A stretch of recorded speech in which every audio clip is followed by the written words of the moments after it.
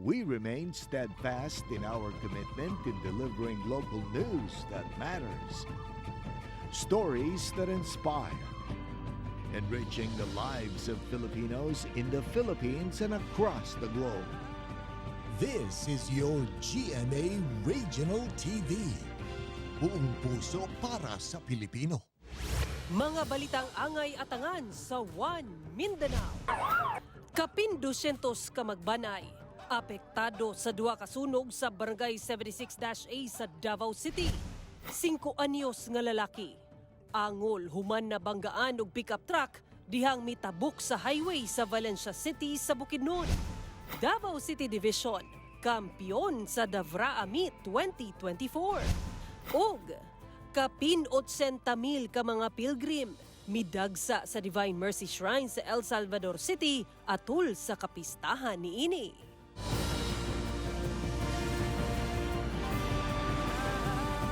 Ito ang GMA Regional TV, One Mindanao.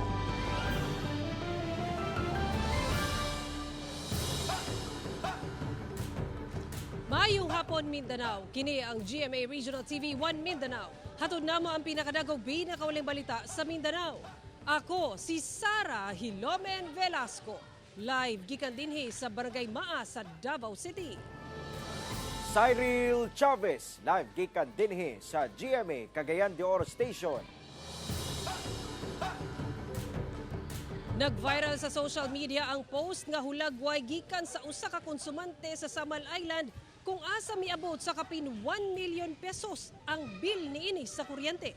Hinuon dunay pagpasabot ang Nordeco kalabot sa maong bill. Ari report ni Kent Abrigana.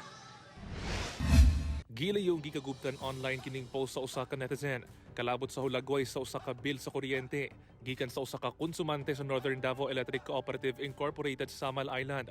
Kung asa miabot sa 1,082,417 pesos and 62 centavos ang bill sa kuryente sa maong konsumante. Sa maong bill, nakabutang ang pangalan sa usa ka Jusel nga mo'y nagbasa sa metro sa kuryente ni atong April 4, 2024. Ang maong post, miani o nagadayang reaksyon gikan sa mga netizen, ilabi na sa mga konsumante sa Nordeco.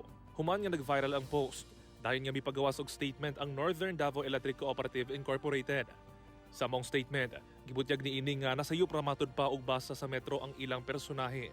Matud pa, kapin 1,500 pesos ang bill sa maong konsumante ug dili kapin usa ka milyon. Nangay usab kini og pasaylo sa maong konsumante. Saysay ni ini, isolated case ang maong hitabo ug wala matud pa sila intensyon nga manika sa mga konsumante. Mihangi usab kini sa publiko nga kung mamahimo, moadto o di baka mo tawag sa ilang buhatan kung ugaling dunay problema sa ilang bill sa kuryente aron maaksyonan. Ako si Kent Abrigana para sa One Mindanao. Kapin 200 ka magbanay ang apektado sa duha ka sunog sa Davao City. Samtang usa ka tulunghaan ang nasunog sa Alabel, Sarangani. Ano ang report ni John D. Esteban?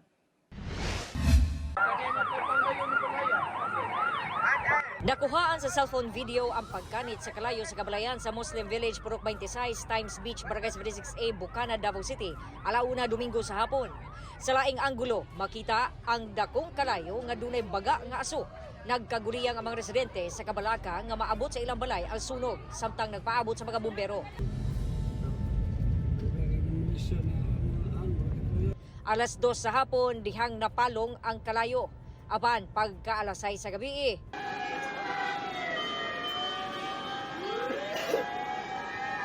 naanapoy miulbo nga sunog sa Purok 4 Bukana Seawall sa susamang barangay. Ang usa sa mga nasunugan nga si Francisco Habines igo na lang sa pagtan-aw sa mga naabo nga gamit. Gusto kayo pero wala man ko dili paghitabo ugod. Kay nag-drive man kog bisikad. Pag-abot na ko dre wala na. Ang lamayan sa barangay lakip-sab sa naog daw. Temporaryo nagtener sa covered court sa Purok 4 ang mga nasunugan. Ang mga nasunugan sa Purok 26 anaa sa SIR Gym ug mosque. So dali lang siya nakakuan, nakasigab ba. Kay plywood man ang kuan niya, kalakat, sagol-sagol ang bumbong. Wala dyan na salvar sa ako ang kuan kay ang ako yung apo akong gisiguro. Ang barangay gipagitaan na og paagi nga matiman ang mga nasunugan nga mikabat sa kapin 200 ka magbanay. Nagpahigayon sab og session ang barangay council alang sa pondo nga gamiton para sa pagtabang sa mga nabiktima sa sunog. Sa investigasyon sa BFP, electrical overload ang hinungdan sa sunog sa Purok 26. Samtang napasagdaang nakasaksak nga electric fan ang tinubdan sa sunog sa Purok 4. Nagparehang usab og kadismaya si kapitan sa CSWDO kalabot sa pagtago daw sa mga pagkaon alang sa mga nasunugan. Ila akong gitawagan ginginon nga ang barangay mo yung pakaon ana ina wala nila una unta nga dili na easy lang nga withdraw ng kwarta para intindi diha daghan proseso pa na niya nganong ilang taguan kung naaman galing ang stock nga gikan na sa gobyerno man dapat naaman ko community cooker diha nakasayon naman ko community cooker o ilan nang gibutang diha para maluto na nganong ilang pa man taguan. Tubag sa CSWDO. Gabi na is juice stock. Pero di man piminti na puro na noodles sa sakatina para ito ipakaon. Dapat na mag-initiative ang barangay na apo sa counterpart kumbaga ban nagsalig sila. Naatay stock diya ma'am dili pud iana kadaghan. Sa Alabel, Sarangani, gilamoy sa kalayo ang senior high school building nga dunay 3 ka classroom sa Tagaytay Integrated School sa Barangay Datal, Angas, pasado alas 2 Biyernes sa hapon. Sumala sa BFP, dakong bahin sa maong building ang gaba sa light materials, maong paspas ang pagkatag sa kalayo. Gibara-bara ang anaasa 200,000 pesos ang danyo sa sunog. Ginaimbestigahan pa sa kabumiruhan ang hinungdan sa mga sunog. Muhimo na lang una og makeshift classroom ang management sa tulunghaan. Nga mag-amping yun ta sa labi na karon yung mga panahon nga init kaayo, naapatay dry spell and then whatever nga pwedeng mo siga karon or mo ignite, dali ara kay siya mo dako. Kauban si Jojo Solarte sa kamera, ako si John D. Esteban para sa One Mindanao. Halos 5 ka ektaryang luna ang nasunog sa Mount Lab sa Dapitan City sa Zamboanga del Norte.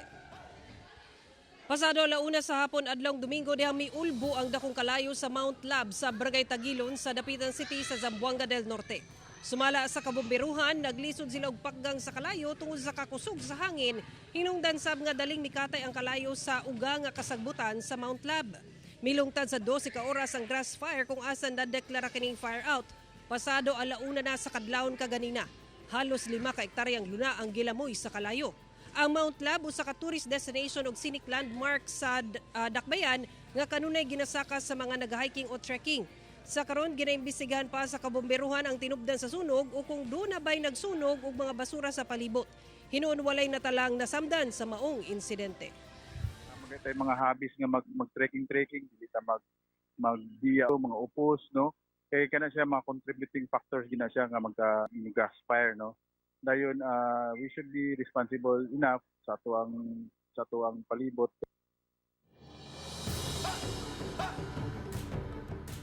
Singko anyos nga batang lalaki sa Valencia City, Bukidnon, angol human nga nabanggaan so sa pickup truck atol sa pagtabok ni ini sa National Highway.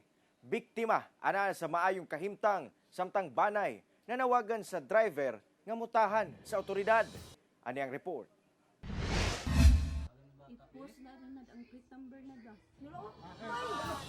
Maayong pagkalagpot sa Picas Lane, ingon ani ang gidangatan sa 5 anyos nga batang lalaki diyang nabanggaan kini samtang patabok sa National Highway sa Valencia City, Bukidnon adlong Sabado. Angkol! Angkol!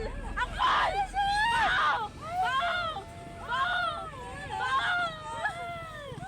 Igo na lang sa pagtsabaw ang inahan sa bata samtang gikarga niya kini samtang nagkadugo sa tunga sa dalan human ang aksidente. Swerte na lang sanglit taod-taod adunay bao-bao nga miagi ug daling nahatod ang bata sa ospital. Ako yung una nitabok. Nisunod akong mama. Dayon, amo ding isa pod kasilingan. Nga wala siya nakabalo nga nisunod po ang bata sa iyahang. Pero nasa mong kuan nga safety tong bata kay kauban ba niya iyang mama. Gibutyag sa inahan sa bata sa pagkikinabi sa GMA Regional TV 1 Mindanao nga igo lang siya ng hugas sa iyang kamot sa establishmento nga ilang gilaagan ug wala kini makamatikod nga nitabok day sa highway ang anak. Hinoon, ana kuno sa maayong kahimtang ang bata apan problema sa pamilya ang galastuhon sa pagpatambal ni ini. Manawagan ko sa katong nakabangga nga unta mo surrender siya, sir. Yang sa itong panagutan ang mga problema dere, sir. sa kuan sa among bill, sir. Kaya kami wala ni bisag lumay, sir. Nananawagan po tayo sa mga parents na to monitor at all times their children, lalong-lalo ng kanilang safety at to educate their children sa when using yung mga roads natin. Rason nga buot nilang manawagan sa mga adunay malumong kasing-kasing. Mamahimo makapadala og tabang sa numero nga inyong makita sa TV screen. Kauban si Makoy Simpron sa kamera. Ako, si Cyril Chavez para sa One Mindanao. Gipaubos na sa state of calamity ang 8 ka barangay sa Alabel, Sarangani tungod sa danyo sa agrikultura, epekto sa kainit sa panahon. Ano ang report ni Abby Caballero? Karong padayong nasinati ang grabeng kainit sa panahon, pait daw ang panginabuhian sa mga mag-uuma dinhi sa Alabel, Sarangani. Sama na lang kay Wilfredo Tinaco nga lakip sa kapin usa ka gatos nga apektadong mag-uuma sa lungsod. Halos dili daw mapuslan ang tanom ni ining lubi, saging ug uban pa. Ang saging magkuyos na lang yang bunga kay wala na may suportahan nga tubig. Dili magdako na, ma'am. Ang lubi, ma'am, ang imbes mamunga na siya, ma'am, dili ka dako ang yang bunga, mga tagak na lang ang bunga. Tungod sa halapad nga danyo sa agrikultura, asa miabot na sa 500 hectares ang apektado nga mga tanom, sama sa mais, saging, lubi ug managlahing klase sa gulay. Nagdeklara na og state of calamity ang 8 sa 14 ka barangay dinhi sa Alabel. Gani miabot na sa 47 million pesos ang kantidad sa natala nga danyos. Lakip sa mga nagdeklara og state of calamity ang Barangay Datalangas, Barangay New Canaan, Pag-asa, Paraiso, Spring, Tukawal, Barangay Dumulok ug Barangay Alegria nga mao ang food hub sa Alabel. Ang atong food hub luoy kayo gid nga limited na gid nga atong mga na-supply nga gulay. Una gid ako ko data kay para makahatag din ko strategy kung unsa ni ma-declare nato nga kinahanglan ma-support niya nato sa atong mga farmers. Nang hinaot karon ang mga apektadong mag-uuma nga mahatagan sila og tabang, hilabi pa karong wala sila ikakuhaan sa ilang pangkonsumo. Pagkaon jud, ma'am, ang kinahanglan. Pagkaon jud. Unya og maabot ang panahon, ma'am, nga mag-ulan na, binti jud ang kinahanglan. O kaning abono sa lubi. Another action po nato, ma'am, no, ang forward sa mga claims sa ato ang farmers under the PCIC insurance program.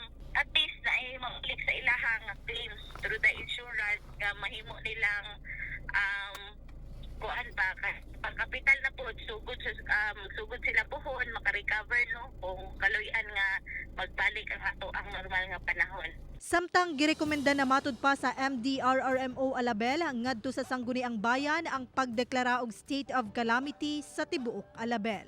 Kauban si Gary Balantay sa kamera. Ako si Abby Caballero para sa One Mindanao.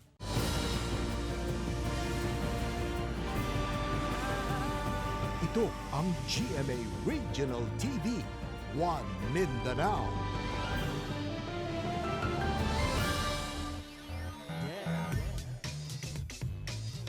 Nagpabilin sa Davao City Durians ang titulong overall champion sa bag-uhay lang natapos nga Davao Regional Athletic Association o DAVRA Amit 2024. Ano ang report ni Argel, relator. Opisyal na nga natapos adlaw Domingo ang usa ka semana nga pagpahigayon sa Davao Regional Athletic Association Meet 2024 nga gipahigayon sa Davao City. And the champion for this year's Davao Regional Athletic Association Meet has 158 gold medals. Davao City, congratulations! Overall champion ang Davao City Durians nga nakakuha og 158 gold, 115 silver ug 112 bronze medals. First runner-up ang Tagum Premier nga dunay 62 gold, 55 silver ug 47 bronze medals. Second runner-up ang Davnor Pioneers nga nakakuha og 61 gold, 50 silver ug 70 bronze medals. Ang sports gyud mao gyud na itudlo sa imuha nga dili sa tanang panahon daog ka. Kato mga nangapilde, paningkamot lang mo, ug katubong mga nandaog, timan ininyo, you just be humble. Sa sobra 8,000 nga partisipante, ana alang sa sobra 500 ka student athletes ang morepresenta sa Davao Region alang sa Palarong Pambansa 2024 karong Hulyo sa Cebu City. Hagit karon sa mga mananaog. Dala natin ang panalangin ng lahat na itataas natin ang antas ng performance ng Davao Region sa Palarong Pambansa sa Cebu City this coming July 6 to 13. Nakatakdang upailawom sa intensive training ang mga mananaog aron makabot ang target nga ikaupat sa overall ranking sa Palarong Pambansa 2024. Sa kabahin sa Davao City Police Office, walay natalang kakulian ato sa usa ka semana nga pagpahigayon sa Davraami 2024. Ang Davra 2024 nato is generally peaceful. Walay mga untoward incidents reported, recorded sa ato ang stasyon kung na ay mga delegates diha sa silang area of responsibility. Ako si Argil Relator para sa One Mindanao. Gisiguro ni Presidente Bongbong Marcos Jr. nga mahimong patas ang investigasyon sa kaso ni Pastor Apollo Kibuloy. Kinihuman miluwat og pahayag ang pastor kalabot sa gikaatubang niining kaso ni adtong Sabado. Ani report. Tuwaging dadog, tawag na siyang magbibigay ng kondisyon sa gobyerno doon sa kaso niya, akusado siya sa warrant of arrest. Mao kini ang tubag ni Presidente Bongbong Marcos Jr. sa pahayag ni Pastor Apollo Kibuloy. Human kini mipagula og pahayag pinaagi sa usa ka audio clip ni adtong Sabado kalabot sa iyang kaso. Ang pastor nag-atubang og kasong child abuse ug sexual abuse base sa gipagawas nga arrest warrant sa usa ka korte sa Davao City. Samtang sa Amerika, wanted si Kibuloy sa patong-patong nga kaso. Sumala ni Kibuloy, andam siya nga moatubang sa kaso basta dunay kondisyon. Bigyan ninyo ko ng garantiya na hindi mangingialam ang mga puti sa kasong ito sa Pilipinas. Hindi mangingialam ang FBI, ang CIA, ang US Embassy. Bigyan ako ng garantiya ng Presidente ng Pilipinas. Bigyan ako ng garantiya ng Secretary of Department of Justice Boying Remulla. Written po yan, written. Bigyan ako ng garantiya ng PNP Head, General Marbil. Bigyan ako ng garantiya ng NBI Head at CIDG. Ako po ay lilitaw at haharapin ko ang lahat ng kasong yan kahit saan nyo dalhin dito sa Pilipinas. Dugang ni Kibuloy nga nagtago siya dili tungod kay duna siya sala, kundili ginaprotektahan niya ang iyang kaugalingon. Nagtuusab siya nga ang Amerika ang responsable sa mga lakang aron dakpon siya. Hindi ako mo-attend sa kanilang mga hearing kasi pinoprotektahan ko yung sarili ko kasi alam ko ng lahat ng ito ay patibong lamang upang ang endgame ay magawa nga nila na ako ay ilagay sa kamay ng mga puti. Apan gibarugan ni Presidente Bongbong Marcos Jr. As to the involvement of the United States, malayo pa yan eh. That's going to take years yet. So I don't think that's something he needs to worry about, quite frankly. Hinuon misiguro ang presidente nga mahimong patas ang investigasyon sa kaso sa pastor. We will exercise all the compassion to Pastor Kibuloy. We've known him for a very long time, and ang mapapangako ko, all the proceedings will be fair. Ako si Sara Hilomen Velasco para sa One Mindanao.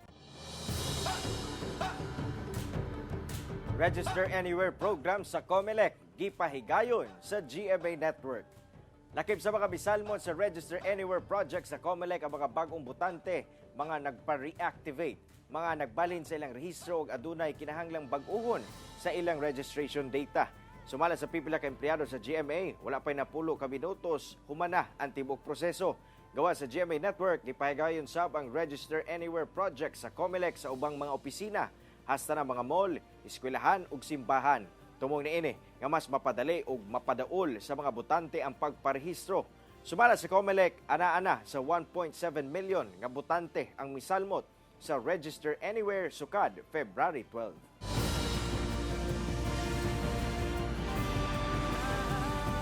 Ito ang GMA Regional TV, One Mindanao.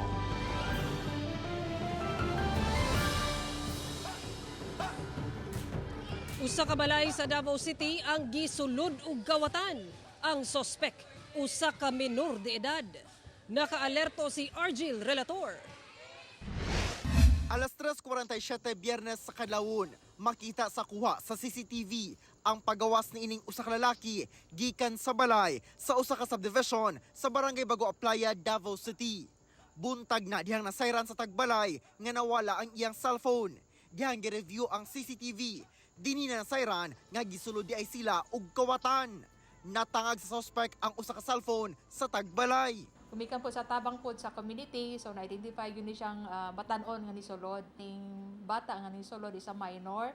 And then ato pong siyang protektahan, kana po siya problema sa pag-isip, no? Domingo sa gabi, na-recover ang gikawas sa suspect nga cellphone.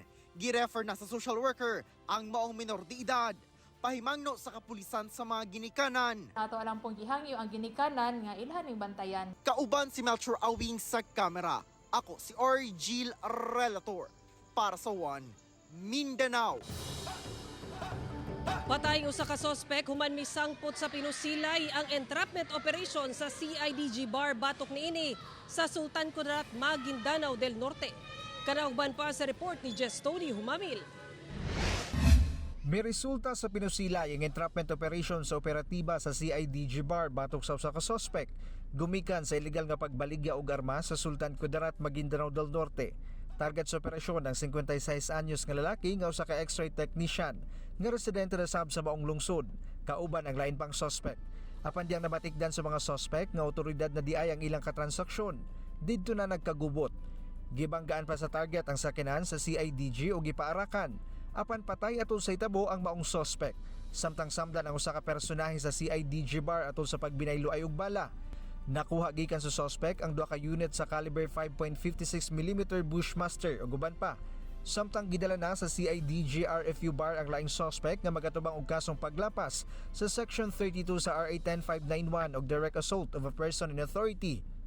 Sa barangay Pimbalkan sa Mamasapan no Maguindanao del Sur, samdan ang duha ka sibilyan nga residente sa lugar human maigo sa saag nga bala, dihang miulbo ang tensyon tali sa duha ka grupo. Nakaangkon og samad pinusilan sa paa ug tiil ang duha ka mga lalaki nga dayong gidala sa ospital. Sa investigasyon sa otoridad, nagkaengkwentro ang grupo nila ni Commander Badrudin sa MILF 11-8 Base Command ug ang grupo ni Commander Zainuddin sa BIFF Karyalan. Gilang gibakwit sa barangay hall ang mga residente gumikan sa tensyon. Samtang sa barangay Lampayan, Matalam, Cotabato, patay ang usa ka lalaki nga gilang si Roxel Pungyan, human giatangan og gipusil sa wala pa mailhing gunman. Sa investigasyon sa otoridad, gikan nag-withdraw sa usa ka ATM ang biktima niadtong adlong Lunes. Na-recover sa crime scene ang 5 ka basiyo sa bala nga gituang mao gigamit sa gunman. Padayon ang investigasyon sa otoridad sa insidente. Ako si Tony Humamil para sa One Mindanao. Dulan 80,000 ka mga deboto midagsa sa Divine Mercy Shrine sa El Salvador City atol sa kapistahan niini. Ang detalye sa report ni James Paulo Yap. Adlong Sabado pa lang, dagsa na ang mga deboto nga misulod sa Divine Mercy Shrine sa Barangay Ulaliman, El Salvador City sa Misamis Oriental. Ang uban kanila, gikan pa sa nagkadaiyang lugar sa nasod, ingon man abroad. Pipilasab kanila ang naglatag na lang og tent aron din hina magpabuntag, aron sigurado nga makaapil sa misa sa sugat sa kapistahan sa Divine Mercy. Mas nidaghan ang tao pag-abot sa adlong Domingo sa mismong kapistahan sa Divine Mercy. Taas ang linya sa kumpisal. Kaloy sa Ginoo na murak more or less 20-30 ka pare na nag-serve sa sakramento sa kumpisal din sa Divine Mercy Shrine tungkol sa pista.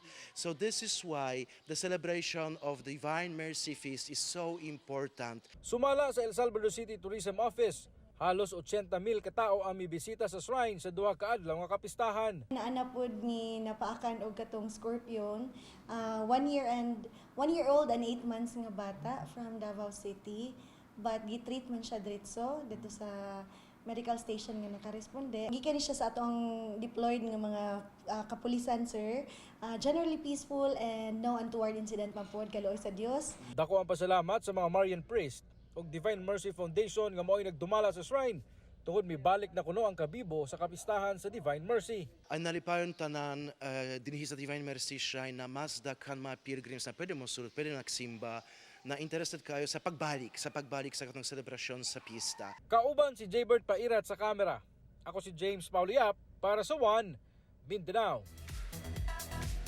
Paghuman sa plot twist karong dekada, magdula ang It's Showtime host sa Family Feud. Lakip sa Team Vice Ganda sila Jong Hilario, Ami Perez ug Jug Sugweta. Samtang ang kalaban niini ang Team Ann Curtis nga sila Vong Navarro, Ogie Alcacid ug Teddy Corpus. Mo nga pili na sa Team Vice o Team Ann, unya na kana 5:35 PM sa Family Feud pagkahuman sa One Mindanao. Samtang trending niadtong Sabado ang pilot episode sa It's Showtime sa GMA.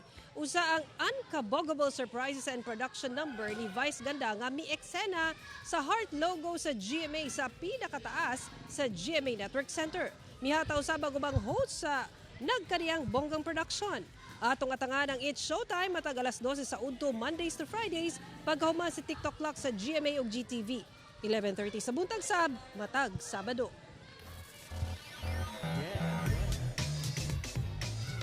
Gipaygayon sa University of Perpetual Health System Dalta ang opening sa NCAA Season 99 Volleyball Tournament. Gipangunahan sa most valuable player sa Season 98 Perpetual Altas nga si Louie Ramirez ang Oath of Sportsmanship. Pagkauman, gideklara ni Efren Jose Supan, ang chairman sa NCAA Season 99, nga Games Open. Unang nagsangka ang defending champions ug nagtinguha og 3-peat ang Benilde Lady Blazers batok sa EAC Lady Generals. Apan daling gipildi sa Lady Blazers ang Lady Generals sa straight sets. Samtang sa ikalawang dula, gipildi sab sa host team ang Perpetual Lady Altas, ang Jose Rizal University Lady Bombers aron masungkit nini ang ilang unang kadaugan. Best player sa dula si Winnie Bedanya nga dunay 9 points, 7 attacks ug 2 blocks. Mao kanto ang mga ulahing balita sa Mindanao karong adlaw. Mamahimo ninyo kinig makita pag-usab pinaagi sa pagbisita sa official website sa GMA Regional TV o bisita ang among official YouTube channel o i-click ang subscribe button para sa pinakaulahing balita. Daghang salamat sa atong mga kapuso sa Mindanao nga nagalantaw kanamog sa atong mga kapuso abroad. Panayon lang sa pagtutok sa mga lokal nga balita matag adlaw tungod sa GMA Regional TV, Local News Matters. Kami ang GMA Regional TV 1 Mindanao, tibok persa para sa mas dakong misyon ug mas halapad nga pagserbisyo sa nasod.